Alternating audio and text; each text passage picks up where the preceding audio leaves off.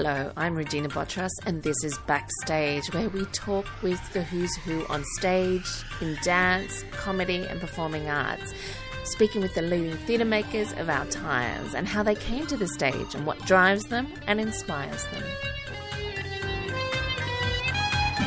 I am talking with Izabella Louk, the artistic director of Blinking Light, a theatre company on Gadigal land dedicated to creating bold works of theatre that build community and further the climate fight. How exciting! This production, These Youths Be Protesting, is opening at the KXT or King's Cross Theatre on Broadway and will play from the 4th to the 19th of April. Izabella is a performer, writer, producer, and environmental activist. And she's been traveling all over the world, or at least into the US.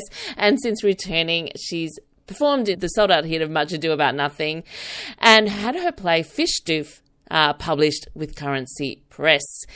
She was selected for ATYP's writing mentorship, and this work, These Youths Be Protesting, was a finalist in last year's 2024 Martin Lissecrides Playwriting Award. Welcome, Izabella. Thank you so much for having me. Well, this play, These Youths Be Protesting, what are they protesting? Let's start there. Let's not start there. Where did this story come from? I know you've been working with a lot of people in the writing and creating of the story originally. Yeah. Sustainability and environmental activism is something that's always been so important to me. And it's something, for instance, my play Fish Doof was about that. It's something that I really try and work towards in my theatre company, Blinking Light.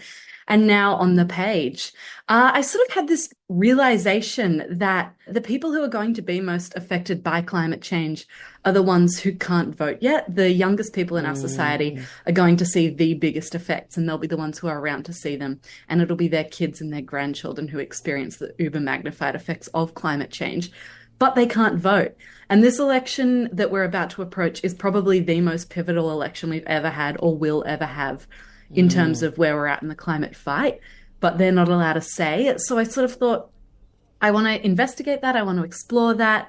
I typed up a few pages and submitted it to the Martin Lissecrides Prize last year, where it was a finalist, and it was so wonderful. I got to see the first and second scene of my play performed at Riverside for an audience of high school students, which was such an amazing audience, and to see how they responded. And then through Shell Harbour Council, through their Artists Incubator residency, I was able to develop it, and I worked with teens in Shell Harbour to workshop the play. And so much of that workshopping was playing drama games and just chatting. How do we feel about climate change? How do we feel? Are we interested in it? Do we feel like we have any power with it? And from there, I sort of sculpted that and used that as inspiration for the play. During my time in Shell Harbour, I was also able to interview a lot of community members in the wider community who perhaps were involved in climate activism or were involved in mining or involved in the wider community, but saw effects of climate change within their own lives. And I was able to keep developing it. And then KXT, through their residency program at the Vault, they also gave me some time and space to develop it. And we've ended up with this script here. So it's been through a lot of different stages, but I've been so lucky to have community input and have that space to workshop and share the ideas. That's so exciting. What a whirlwind and kind of important piece of work to look at. I mean, oh gosh, so many questions to ask. When you ask that question, how do they feel about climate change, and do they feel they have any power? What was the kind of general response to that? Well, it was really interesting. There was sort of, just within the younger group of people I was working with, half of them said, we're cooked. There's no hope. Like, the adults have messed it up and there's nothing we can do about it. And the other half was saying, like, we have to do something now. It's urgent. And I know, even I'm not that young, I'm not a teenager anymore, but within my own peers, I talk to people and there's this real divide. There's this absolute loss of hope, or there's this like intense drive that we have to do something, but we're also not equipped with the tools to do anything about it because we're fed this media that says, it's an individual thing. Everyone recycle, walk to school, turn off your lights. When in fact, we're not equipped with the tools we need to pressure larger companies and big oil and our banks and our superannuation funds to make these decisions for us, or our politicians to make these decisions that are for us. So I saw that right all through the ages in researching this play. But I think one of possibly the biggest response that stood with me was when I was workshopping this with young people, I put out a sheet of paper to brainstorm on, and I just wrote the question, how do you feel about climate change in the center of it? And there was lots of different answers, but the one that stood out to me the most just said, we're cooked, which I think is to be that young, well, to be any age and to just be that resigned to it and have that realization that we are cooked is an awful thing. But that is what I really hope to inspire in my play, the sense that it's pretty bad, but there's hope, and that hope comes from the communities that we have. Well, I certainly feel that sense of, powerless, the individual. I mean, what's come with social media is that people are kind of more inside their homes protesting in a different way than we used to. So there's, I don't know if you're addressing that, but let's go into the play and set the scene. Where are we? Is it set in that Shell Harbour area, or is it generally anywhere? It's not set in Shell Harbour. It's set in Sun Lake Downs, somewhere sort of a few hours out of Sydney. At the inaugural meeting of the high school community recycling club, and led by a girl who's decided she's going to be school captain in 3 years' time, Lemon. She leads this meeting, and as a group, they decide to hold a cake stall to raise money for one of those machines that turns bottles and cans into money. And their cake stall, initially successful, is visited by their local MP, who posts a photo of the cake stall online. And the characters soon realize that he's posted that photo as a cover-up for the fact that he's approved a mine right on the side of their favorite spot to hang out on the weekends, the sand dunes. And everything sort of unravels from there. I don't want to give away any spoilers, but the gang race to Sydney. They bunk off school, they race to Sydney, and are just dragged into this insane whirlwind of other people's opinions and politics and political mudslinging.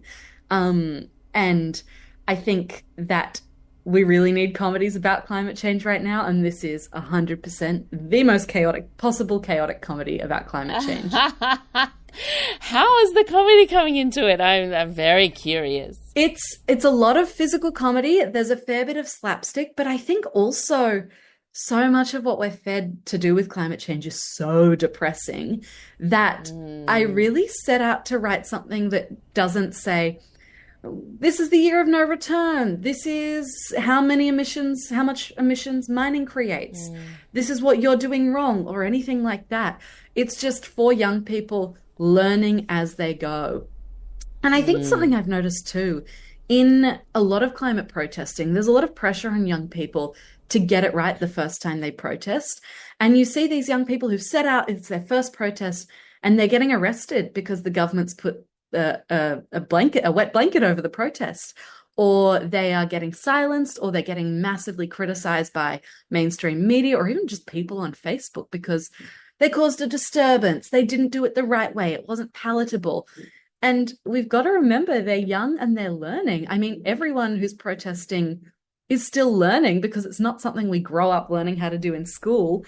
So I think these people are just figuring out things as they go. I'd like to think it's very reminiscent of like just Australian like upbringing in, we see a backyard scene, there's a cake stall. The characters talk about frog in a ponds, which was my favorite cake stall treat ever as a child. And the language is very Australian, I feel, as well. So I hope people can relate to it and get the comedy from these characters while they are going through it. So are we crossing over? I mean, you said that they're protesting in person, but are you using technology or media or other kind of elements in the storytelling or the writing? We've got phones on stage, but we've kept it very in-world.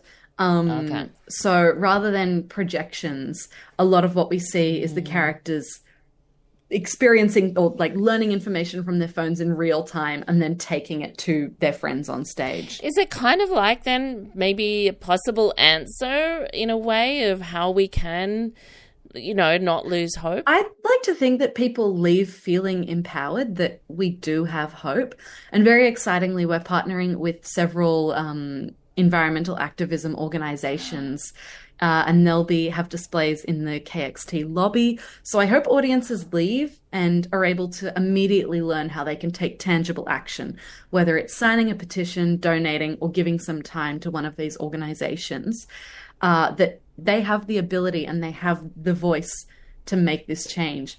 The other thing is the play is, I think, the predicted election date right now is about 2 weeks after the play closes. And I really hope this sits with people as they go to the voting booths. So fantastic. What a great timing. Yeah. And are you drawing the characters, like these students, from some of the people you interviewed, or had you already had them in your mind? I'd had a little bit of them in my mind. Also, some of the improvisations we did in these workshops with students, some of it was just gold and it was beautiful. And then some of the later developments as well with actors. But a lot of it is just sort of amalgamations of, there's a little bit of me, I think, in some of the characters, and it's people I knew growing up. It's people I see, for instance, I admire Greta Thunberg enormously. I've tried to write a little bit of her essence into one of the characters. So it's a real mishmash of everyone and everything. And our beautiful actors as well. We've got 4 gorgeous actors and they have made these characters their absolute own. Even in rehearsal now, I'm constantly being surprised by all 4 of them, that they just bring such energy and vibrance and life to the table. Exciting. And I wanted to ask, your theatre company, Blinking Light, does it maintain a kind of sustainable element to it in its sort of holistic way? Yeah, we've got rigorous sustainability guidelines. So when we approach a show, that's what we use to guide ourselves, and we design sustainability in from the outset. So instead of, and here's a wild example, but instead of designing in styrofoam tiles, we immediately know that's just not going to be achievable with our guidelines. So we'll design something else. But 90% of everything we put on stage has had a previous life. So that's from secondhand shops, council cleanups. I got in the skip bin last year to find some wood to build a window.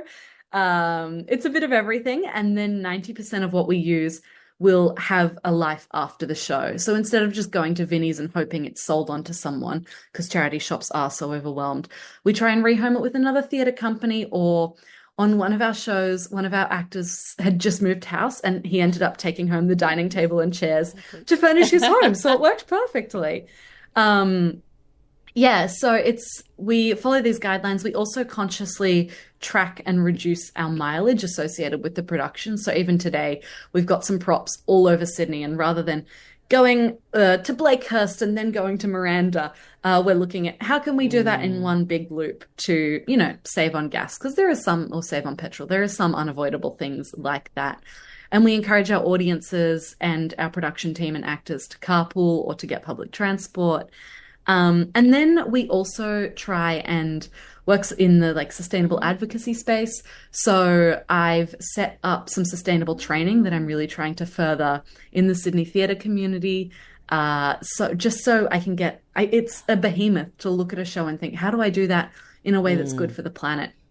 So setting up sort of a framework that makes it achievable for small to medium-sized companies to think from the outset, how can they make their show sustainable? I love it, Izabella. It's so fantastic.